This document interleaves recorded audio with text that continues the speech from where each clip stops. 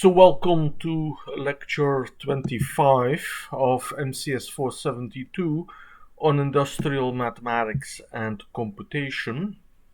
So today we go back into engineering again with the frequency domain, in particular the Laplace transforms. So we encountered the frequency domain when we looked into the discrete Fourier transform in the third and fourth week of this course. Now we're going back to this technology. So we will connect with ordinary differential equations. So we just finished a chapter on ordinary differential equations. We will see how we can get to understanding continuous signals and transformations of continuous signals via ordinary differential equations. And in the meantime, so in the middle part of this lecture, we will see a way to transform differential equations into algebraic equations. Okay, so what is a Laplace transform? So given is a function, it's integral, so we can take the antiderivative. It's a function in time, so the Laplace transform is defined as the integral of the function multiplied with a decaying exponential, and it is integrating with respect to time. So the time drops out, and we have a new variable, s, that's essentially the decaying and the decay in the exponential. So the Laplace transform takes a signal from the time domain to the frequency domain. And in the frequency domain, we use S as our symbol, T for time. Okay, so the Laplace transform is an integral operator. So here is the definition again. That implies that the Laplace transform of a linear combination of two functions is the linear combination of the Laplace transforms of those two functions. So formally this is written here, and this property follows immediately from the linearity of the integral operator. So we can say the same of any integral. However, here note that we are multiplying these functions with these decaying exponentials. Okay, so then more properties. So again, we see the definition of the Laplace transform by its integral definition. So if we consider the function and we subtract some constant a from it, if you look at the integral definition, so the f of s at the right side here is the Laplace transform of the original function, so without this minus a factor, then one can, via substitution, so if you put the minus a also in the integral, then you can also put the minus a in the exponential. So if you multiply the expression for the Laplace transform with the exponential with argument minus as, then you can see that you get the Laplace transform of the function evaluated at t minus a. So in the first exercise, you will write out carefully the definition of the Laplace transform defined on the left side, whereas on the right side you have the big F, that is the Laplace transform of the original function f, as it is stated here. So you can see for the second property, if we add, perhaps we can start with the right side, if we add the a to the argument of the capital F, then that implies that the s is essentially replaced by s plus a, and the factor can then be moved outside, or can actually, the factor e to the power minus at can be moved in front of the f, and that leads then to the left side of this second equation. One can proceed in a similar fashion with the third property. If you multiply, or at the right you divide, then you see that there is this factor a that comes out. So either you do this via the integral substitutions. So if you start by changing the variable t, say you make instead of working with t, you work with tau, and you replace tau by a times t. So the integral, whether you use t or tau, it doesn't really matter as independent variable. But if you then replace tau by a times t, then you will see that in the Laplace transform you have the at that occurs everywhere. That then corresponds to dividing by getting this t then back in, corresponds to what happens to the right hand side. So it's a bit difficult to explain, but these three properties, if you write down the integral definitions and you remember the substitution properties that you do with from calculus, then these properties are verified or verifiable. So we will use some of these properties towards the end of this lecture. Okay, what is this S now? Again, the definition. So in the beginning of this lecture, we want to get a little bit familiar with this integral, what it does to functions. Let's compute an example. So we compute the Laplace transform of a constant function, and let's say the constant function 1. So what happens when we do this? Well, we take the antiderivative of the exponential with the argument minus st. So the derivative of the exponential is the exponential again. The antiderivative of the exponential is the exponential again. But we have to make sure that we have the same argument. So this is again substitution. So I tried to introduce this a little bit on the previous slide. So perhaps if substitution was alien to you, perhaps it may come now. So we have this minus st as the argument of the exponential. I also want that this is the symbol of the integrand. So instead of working with t, we work with, say, another letter, tau, which is minus st. Now, if we do this substitution, then if you multiply by s in the differential, you have to divide by s, and the negative sign also becomes because of the negative. So we have these factor minus 1 over s, and the minus 1 over s does actually not really, so now actually we can, it doesn't really affect the integration with respect to t.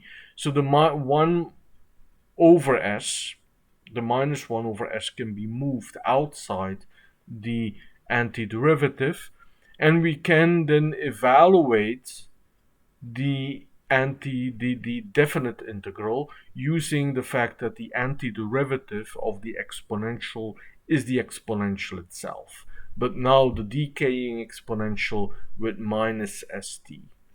So when t is infinity, then we have 0.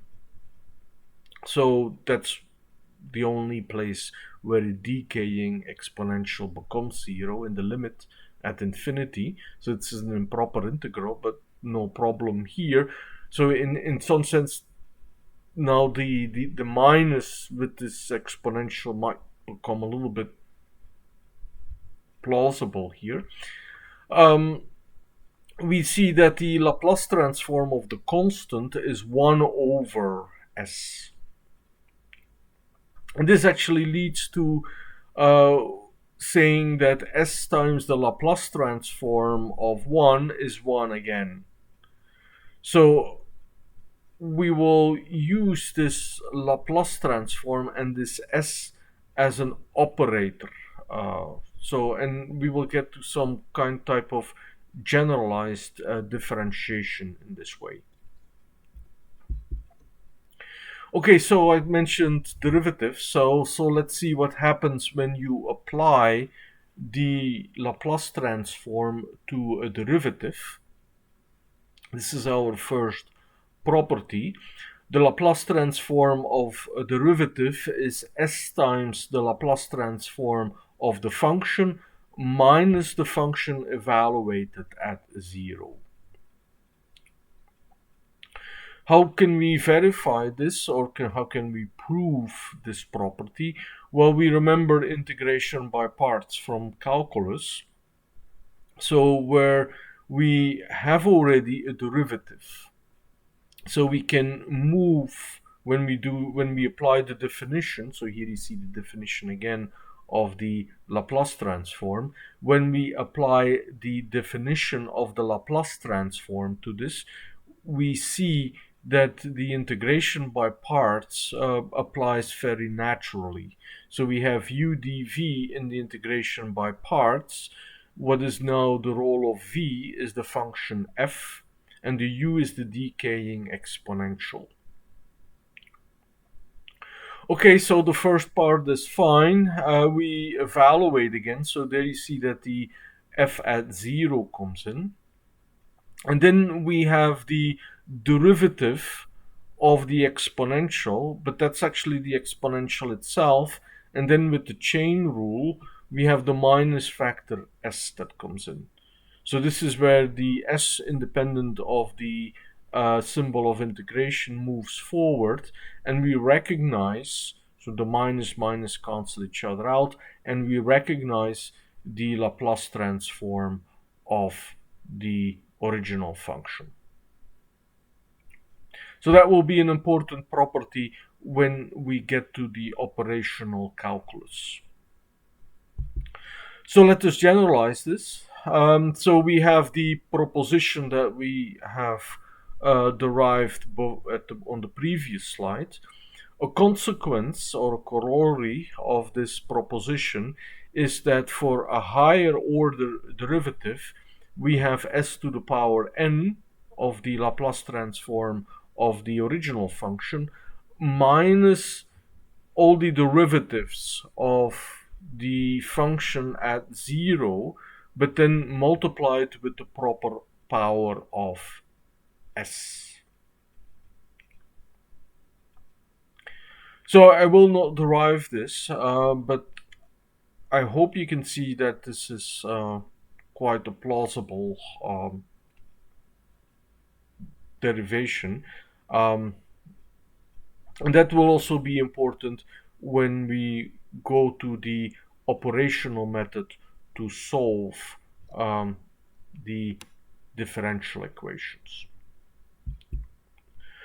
Okay, enough by computing by hand. Let's do some symbolic computation.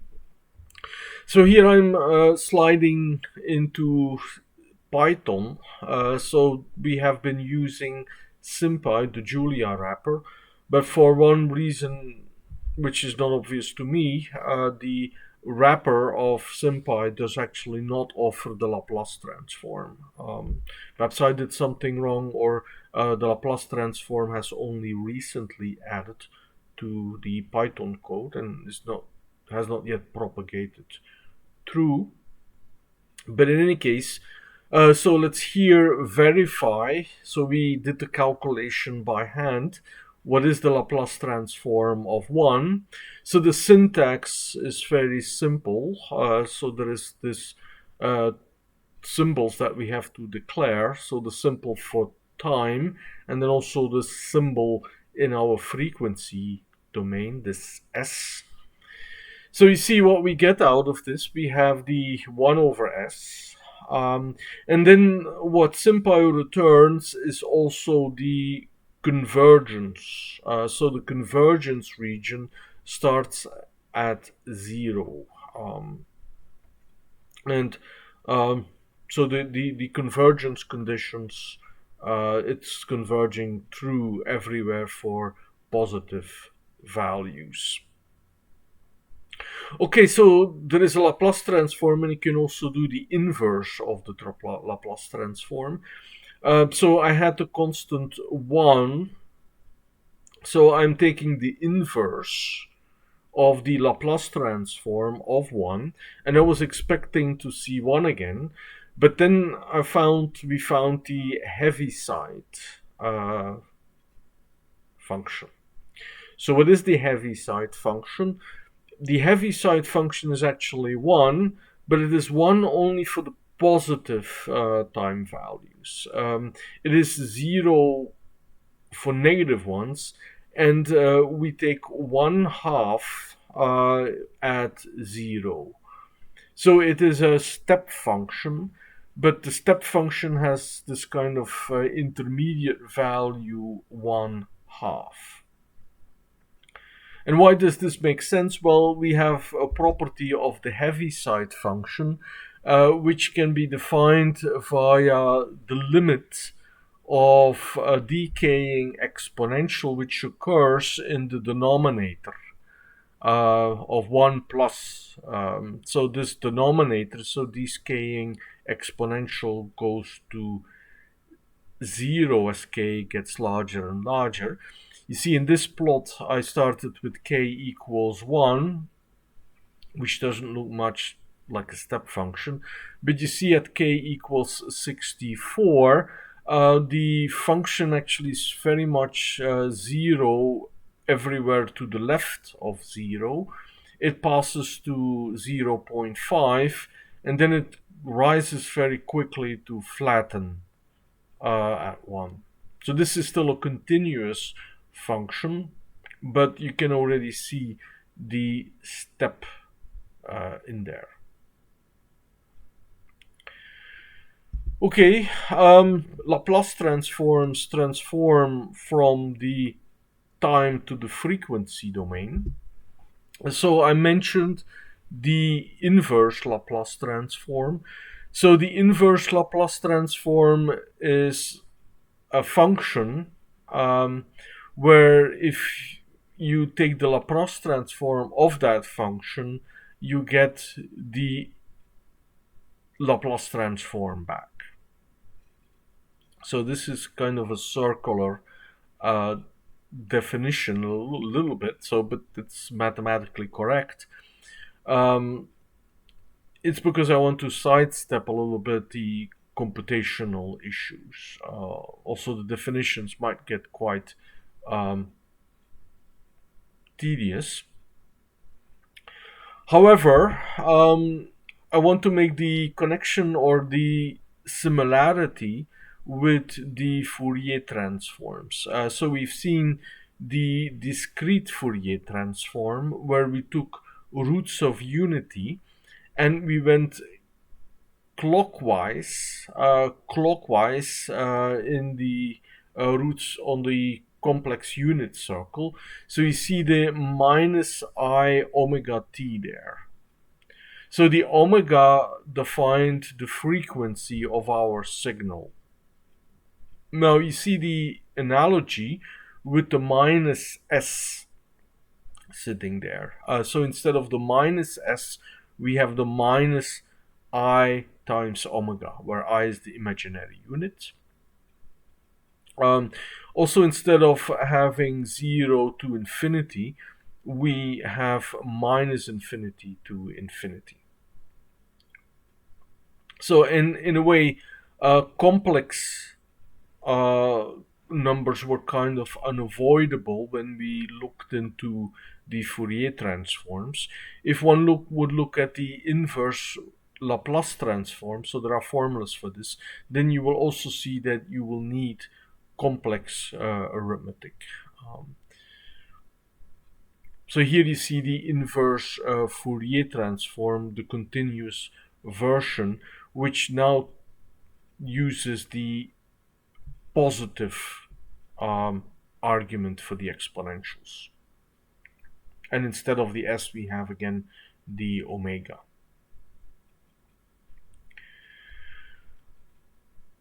Okay, let's look at ordinary differential equations.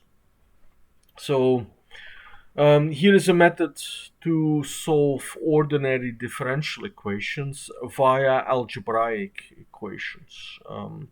So when we looked at the recursion relations with the z transforms, we touched on this as well. So this is now the continuous version. So there are 3 steps, and I will illustrate those 3 steps. We apply the Laplace transform to the ordinary differential equation. Then we obtain an algebraic equation in this variable s that we solve, and then the solution can be transformed from the s to the t domain, and that will give us the solution to our ordinary differential equation. How does this work? So here is a simple second order differential equation. So one single. So there is a 3 step. So we have 3 coefficients, 3, 2, 1, 1, 2, 3. So we will count up in our steps, counting down with the coefficients. For simplicity, our 2 initial conditions are both 0. If they were not 0, we would need to subtract from here the first term, the minus the initial conditions. So remember that the Laplace transform of the derivative. So the Laplace transform of the derivative is s times the Laplace transform of the original function. So the Laplace transform of the original function y is the capital Y. Y is, by the way, the function we don't know, but we will formulate an equation in the Laplace transform of the unknown function in time. Okay, so by the property of the Laplace transform of the derivative, this transforms into an algebraic equation. So now you see that we can write the Laplace transform of the unknown function, which is a solution of the ordinary differential equation. We can write this as a fraction. And we've seen the partial fraction decomposition, which was a very nice combination of symbolic computation. So we are rewriting a fraction using the Lagrange interpolation, using the roots of the denominator, which are also called the poles here. So I will not recall this partial fraction decomposition, but if you have so this is a very nice example with nice coefficients. So we have the poles 0, -1, -2, And you see that the 0, minus 1, minus 2, by the way, appear again in the time domain. So we have the 0, e to the power 0, which is just 1. We have the minus 1 in the middle term in our solution, and then the third term in the solution is minus 2t. So what happens in the denominator are then the coefficients of our solution. So this is a very nice process to formally solve differential equations. Okay, so we spent an entire chapter, 3 lectures, on ordinary differential equations, and we solved one of the, we were mainly then focused on modeling. So one of the models of for a quadratic is damped harmonic motion. We solved this, so you can check the lecture 23. The purpose of the second exercise here is that you will apply the operational calculus, so the 1, 2, 3 method, on this differential equation.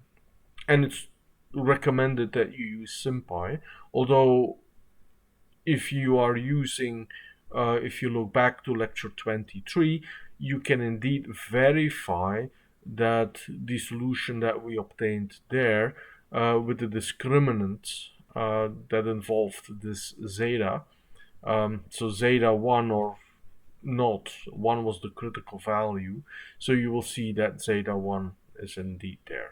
Notice that here the initial conditions are not all 0. So you will have to use this 1 when you take the Laplace transform. So this is important here. So you have the capital Y from the Laplace transform. So you will have s squared times y minus 1. So the minus 1 will come in here, and then there will also be the minus factor coming in with multiplied then with this 2 times zeta times omega. So symbolic computation, sympy will most likely be helpful here. Fine, so we have solved this equation already. What's the point of using this? Well, let's look at systems. So let's take a 2 by 2 system. We will apply the Laplace transforms to the two time variables, little x and little y. So then we have a big X and a big Y. So we have a transformed system where we now look for the capital X and for the capital Y. We can use Cramer's rule to solve this linear system with a parameter S in there. But let's just apply sympy to do this. So on this slide are the self-contained sympy commands. So we define the variables. We typeset the equations. So we enter the equations, so the two equations. Notice that you don't have to use the equality symbol. You just move over the right hand side. And then these are two algebraic equations, two equations, two unknowns, with one parameter s. When we apply the solve, we have to tell sympy that we solve for the capital X and the capital Y. And sympy returns the solution in a dictionary, the solution with s. Okay, so that's in the frequency domain. But we are interested in the time domain, so in some sense this is a detour. So now comes the inverse Laplace transform, which is very useful. So we have the dictionary, so we will select from that dictionary the capital X, the capital Y, so the solutions for these two. We have to first declare the time variable, so the time variable t, and then we find the solutions in t with the heavy side function there, which luckily we defined. So what this essentially means is that the solution would be only valid for positive t values. And we obtain a periodic solution with a decaying amplitude.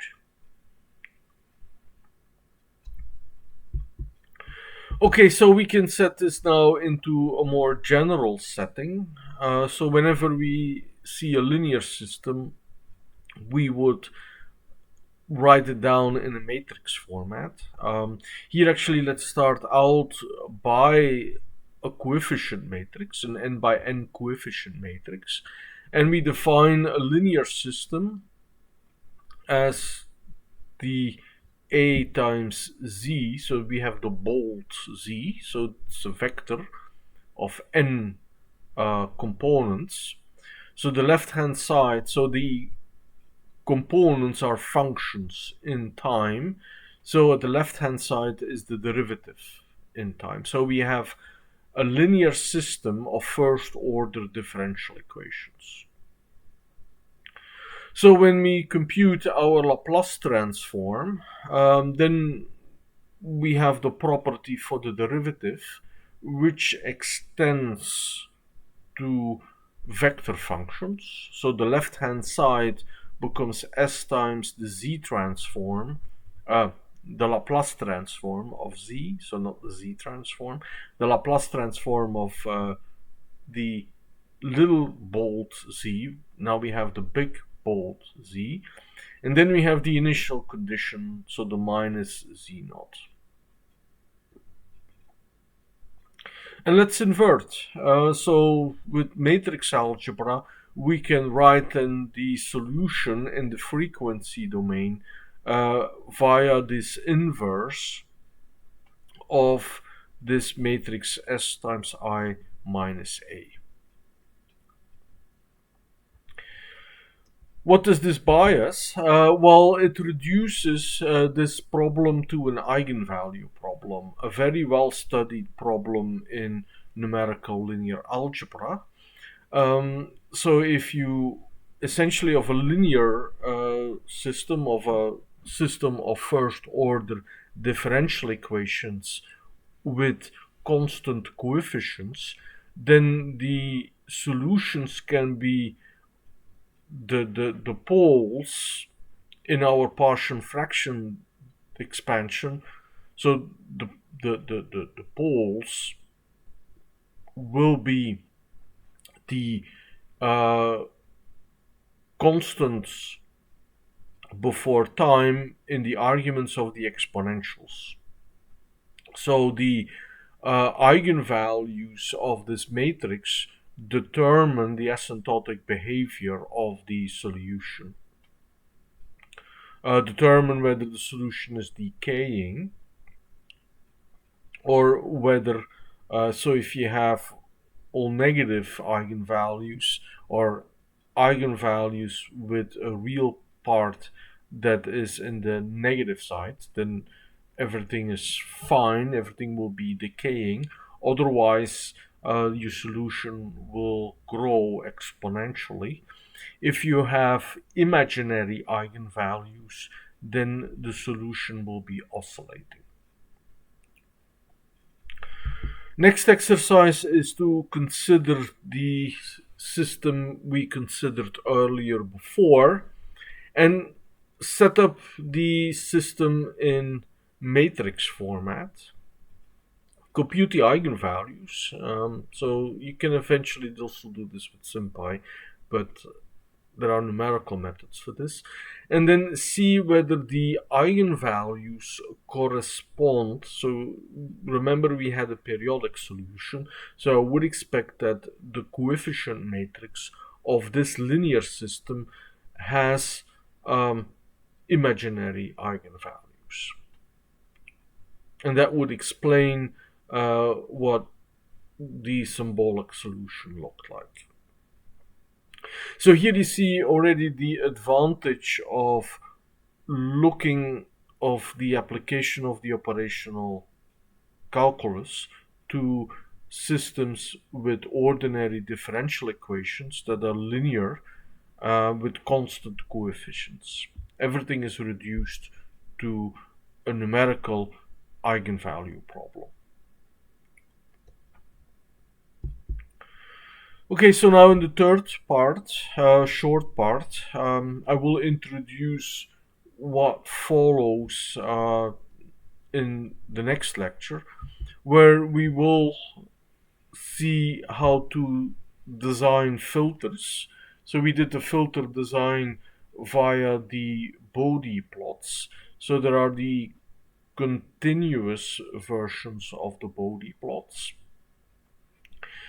So remember that with filters we were applying convolutions. So what the fast Fourier transform does, it turns a convolution into a component wise in a product. So that component wise in a product, this is here written out below the definition, has a continuous analog. So we can define the convolution of two functions via an integral operator. So we take the product of the two functions and we have a tau that increases from 0 to t in the function f, and in the function g this argument t minus tau so starts from t from and goes all the way down to 0. Okay, we are going to apply this to continuous signals where we have the y for the output, the u for the input, and the h is the response of the unit impulse. There is a connection with the heavy side as well, so the h is important here. The reason why we use h for transfer function has something to do with this heavy side connection. Okay, so when we apply this to, so this is a continuation of the previous slide. So we have our convolution of continuous functions, functions in time. So we can apply this convolution operator now, the continuous convolution operator, to signals. So similarly to what we did with the Fourier transforms, so going from the time to the frequency domain, we can apply the Laplace transform to this convolution of two functions, and we find that the convolution of the we find that the Laplace transform of the output equals the Laplace transform of the input, but then multiplied by the Laplace transform of the unit impulse response. Okay, very fine. What does this buy us? So what are the applications of this? Well, when we looked at filters, we looked at linear time invariant causal filters. Causality meaning that you can't create something from nothing. The behavior of the filters, they were time invariant, so that meant that if you knew the behavior for one segment, then if you had a delayed signal, then the output would also be delayed with the similar time. And the linearity also made it kind of easy to work with. So we now work with a more general notion of a plant. Um, so a plant, what is a plant? It's a mapping. So it's a mapping that takes continuous functions, signals, and makes other signals from this. So very similar to filters, but the same terminology or the technology that we apply to filters also applies to mechanisms. It also applies to electrical circuits. So a lot of the mathematics that is defined for filters has wider applicability. Um, so because of the linear time invariance and the causality, if we know what is the response, if we know what is the output of the map for the unit signal, then we actually know the entire behavior of the plant. Okay, in the remaining 5 minutes, I hope to illustrate this. And I will try to make the connection between signals, filters, and ordinary differential equations. And we will put it in the more general terminology of a plant.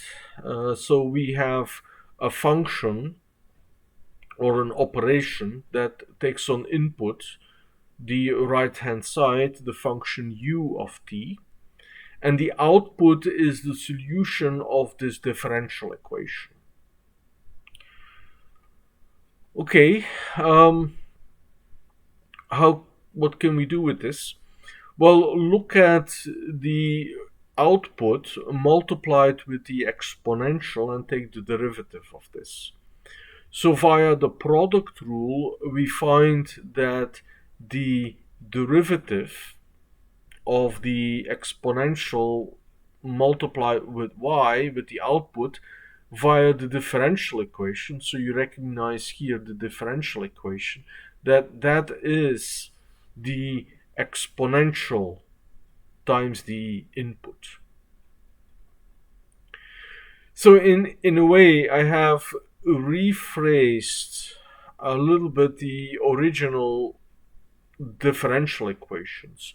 So knowing that we have this given relationship between the unknown output function y and the given input function u, we can rephrase this as saying that the derivative of y times the exponential is the exponential of the input. So that's here at the bottom left written, and we can now compute the antiderivative of this. So the antiderivative to the left is the antiderivative to the right. So we integrate from 0 to t using tau as the integral symbol. What we find is, so the e to the power minus at comes from, after the antiderivative, we isolate the output to the left. So we have rephrased our original differential equation by this seemingly more complicated expression at the bottom right of the slide. But notice that we have already something that looks like a convolution. So we had the convolution of 0 times t. And we have here also two functions sitting in there. We have the exponential and this u function, the input. Okay, so what we recognize here, if we bring in the e to the power minus at, which is useful because remember, we had the function, the first function in our definition of the convolution, where we had the f of tau, and then we had the g, which was t minus tau. So I probably should have indicated that this thing commuted, because what you can see is that we are applying the definition. So let's not worry about the initial condition now. We set it simply to be 0. So what we then see is that the output that was defined by our differential equation is now defined as the output of a plant, where we do have the output written as the convolution of the exponential times the input in the time domain. When we write this in the frequency domain, we have the transfer function multiplied by the Laplace transform of the input. So that makes the connection between Laplace transforms, plants, and signals, which we will explore in later lectures. Okay, so the Laplace transform, you can see this as a tool to solve differential equations. We got two eigenvalue problems for that, two linear systems. We made the connection between signals and ordinary differential equations, which will turn out to be quite fruitful, not only for signal processing, but also to other domains of control. So everything that we want to control, that will be quite useful later on. So we started chapter 10 in our textbook. There is another important, interesting reference, which entirely spends on control and uses Laplace transforms already quite from the beginning, and contains many examples of the mathematics that we discussed to fields of engineering. Okay, thank you for watching this video. I hope this was interesting and not too confusing. I hope also that you see in this course that we are linking ordinary differential equations, which we covered in the previous 3 lectures, to material from the 3rd week, when we looked at the z-transform of sampled signals, and then came to the Fourier transform of these signals. So as any good math course, some insights will eventually arrive to us.